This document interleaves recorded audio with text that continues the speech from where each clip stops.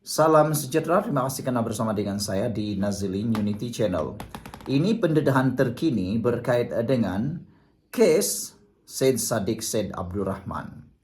Mengejutkan kita apabila di mahkamah didedahkan bahawa kononnya arah clearkan 1 juta ringgit untuk elak disita SPRM, Syed Saddiq bersubahat pecah amanah, kata pendakwaan.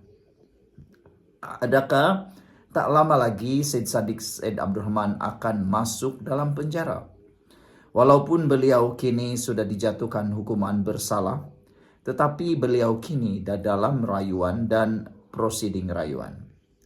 Pihak pendakwaan dalam rayuan Syed Saddiq Syed Abdurrahman bagi mengenepikan sabitan bersalah serta hukuman atas 4 kes berkaitan dana armada memberitahu Mahkamah Rayuan di sini pada Khamis bahawa ahli Parlimen Muar itu bukan dituduh atas kes pecah amanah. Sebaliknya, Timbalan Pendakwa Raya Datuk Wan Syarudin Wan Ladin berkata, Syed Saddiq, 33 tahun, didakwa bersubahat dengan penolong bendahari Armada Bersatu yang diamanahkan dengan dana berjumlah 1 juta ringgit untuk melakukan pecah amanah.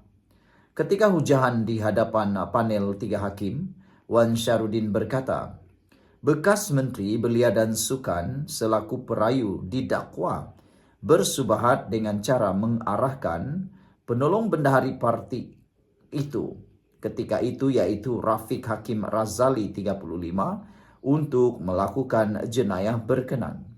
Menurutnya, terdapat keterangan yang menunjukkan perayu telah mengarahkan Rafiq yang juga saksi pendakwaan ke-13 untuk mengeluarkan wang 1 juta ringgit tersebut pada 6 Mac tahun 2020. Perayu mengarahkan saksi pendakwaan ke-13 untuk clearkan wang itu dan terdapat keterangan yang menunjukkan dia menyuruh bekas Exco Armada Bersatu Abdul Hananan Khairi 32 tahun dan seorang lagi saksi untuk meletakkan tarik yang salah pada risit dan sebut harga pada 2 Jun 2020. Menerusi perbualan telefon, perayu juga meminta saksi pendakwaan ke-13 untuk clearkan wang yang disimpan dalam akaun bank parti itu, kerana khawatir ia akan disita oleh pihak SPRM. Semasa disoal balas, saksi pendakwaan ke-13 turut memberitahu mahkamah bahawa maksud clearkan ialah tidak menyimpan wang di rumah, katanya. Beliau berkata semasa pemeriksaan utama, saksi pendakwaan 13 memberitahu bahawa perayu menyuruh wang itu dikeluarkan melalui akaun parti kerana perayu memaklumkan bahawa wang itu merupakan hasil titik peluhnya sendiri.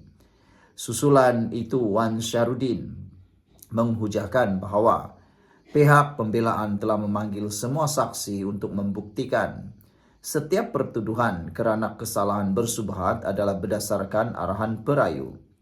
Beban yang perlu dibuktikan oleh pihak pendakwaan, katanya, hanya perlu ditunjukkan berdasarkan perayu mengeluarkan arahan ke atas saksi pendakwaan 13 sahaja dan tidak lebih daripada itu.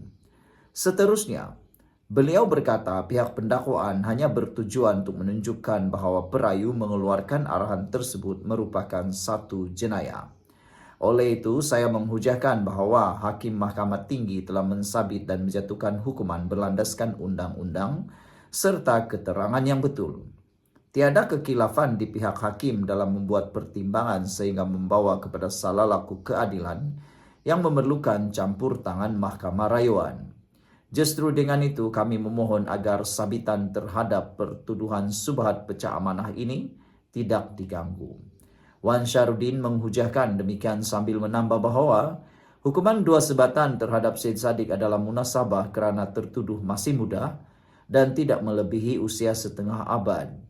Panel 3 hakim dipengerusikan Datuk Ahmad Zaidi Ibrahim yang bersidang bersama Datuk Azman Abdullah dan Datuk Norin Badaruddin bersambung dengan hujahan bagi 3 lagi pertuduhan oleh Timbalan pendakwa raya Farah Ezlin Yusuf Khan yang membabitkan satu kes menyalahgunakan harta untuk diri sendiri, yaitu wang Rp120.000 dan dua pertuduhan membabitkan diri dalam aktiviti penggubahan wang haram, yaitu memindahkan wang masing-masing Rp50.000. Sekian untuk kali ini, jangan lupa tinggalkan komen Anda, sila tekan butang subscribe dan kita jumpa lagi. Bye-bye. Salam sejahtera, terima kasih karena bersama dengan saya di Nazilin Unity Channel. Adakah Anthony Lok mahu bersara dari para politik? Ini satu kejutan yang paling besar khususnya untuk politik di Malaysia. Setiausaha Agung DAP Anthony Lok dilaporkan telah menetapkan garis masa persaraan untuk dirinya selepas daripada 3 penggal sebagai orang utama parti tersebut. Menurut laporan Malaysia Kini, beliau berkata akan menuruti perlembagaan parti yang menghadkan seseorang memegang jawatan Setiausaha Agung selama 3 penggal dan tidak akan mendapat jawatan lain seperti pengerusi kebangsaan atau ahli jawatan kuasa eksekutif pusat CEC. Kata beliau, saya mahu bersara ketika berada di puncak, bukan tunggu sehingga orang tidak mahukan saya. Itu bukan hasrat saya. Saya mahu menentukan haluan sendiri dalam perjalanan politik ini, beliau dipetik berkata. Sekiranya dipilih untuk penggal terakhir sehingga 2031, beliau akan berusia 54 tahun dan tidak berhasrat untuk bertanding di dalam pilihan raya. Anthony Lok juga berkata bahwa kedudukannya sebagai Setiausaha Agung dan Menteri Kabinet sekarang adalah kemuncak kerjaya politiknya. Anthony Lok menambah bahwa beliau akan menumpukan perhatian terhadap pelaksanaan reformasi yang lebih berani dan menyediakan DAP supaya bersedia pada masa hadapan dengan mewujudkan ruang untuk pemimpin muda.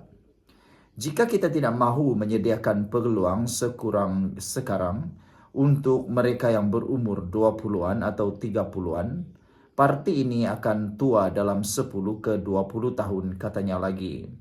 Sekarang saya tak boleh buat, tetapi dalam penggal terakhir saya akan lebih berani.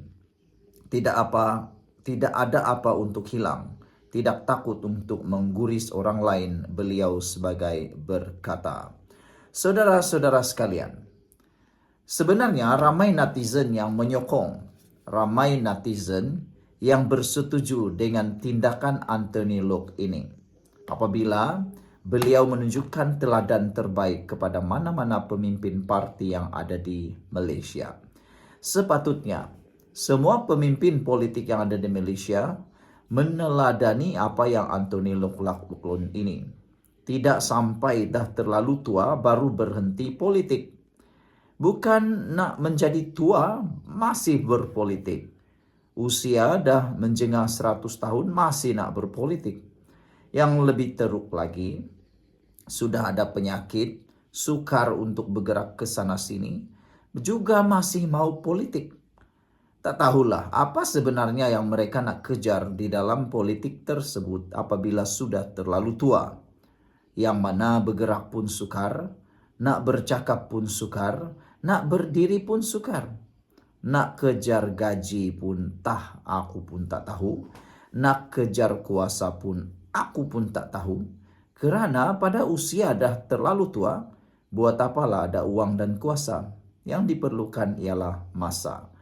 Jadi, tindakan Anthony Lok menggariskan masa untuk beliau bersara daripada politik adalah sesuatu yang positif dan harus dicontohi oleh pemimpin-pemimpin parti politik yang lain.